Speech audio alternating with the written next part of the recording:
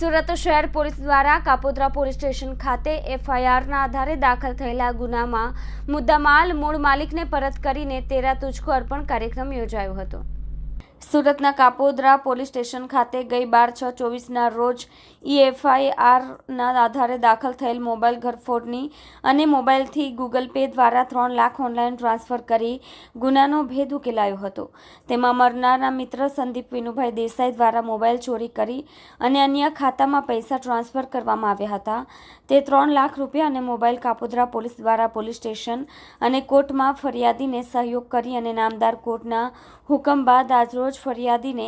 તેરા તુજકો અર્પણ અંતર્ગત Kapodra PI MB અવસુરા દ્વારા 3,10,000નો મુદ્દામાલ સુપ્રત કરવામાં આવ્યો હતો। કેમેરામેન હકીમ શેખ સાથે વસીમ હાસમીનો રિપોર્ટ, આઝાદ ન્યૂઝ, સુરત।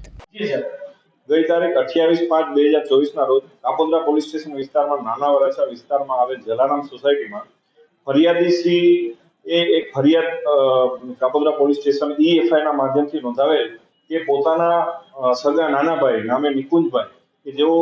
કેન્સરની બીમારીથી મૃત્યુ પામેલા છે, તેના પાણી ઢોળની વિધિ હોય, એ વિધિમાં ઘણા બધા માણસો આવેલા હોય, તેથી તેમના નાના ભાઈની પત્નીનો મોબાઈલ કોઈ ચોર ઈસમ ચોરીને લઈ ગયેલ છે, જે મતલબની ફરિયાદ નોંધેલી।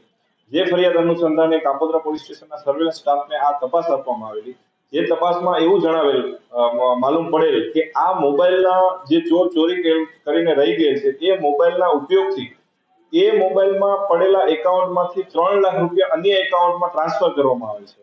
જેથી કોઈ જાણ ભેદું જ હોય એવી પોલીસને શંકા ઉપજતા પોલીસે એ દિશામાં બેંક એકાઉન્ટ વગેરેના આધારે તપાસ કરતા આરોપી સંદીપભાઈ વિનુભાઈ દેસાઈને આ ગુનાના કામે ધરપકડ કરેલી। આ આરોપી ખરેખર જે મૃત્યુ પામેલ નિકુંજભાઈ હતા એમના મિત્ર જ હતા અને 12માની વિધિમાં આવેલા અને ત્યાંથી એનો મોબાઈલ ચોરી અને પોતાને પૈસાની જરૂરિયાત હોય એના કારણે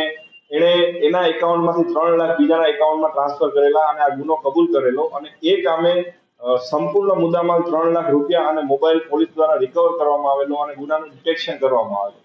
ત્યારબાદ આ મુદ્દામાલ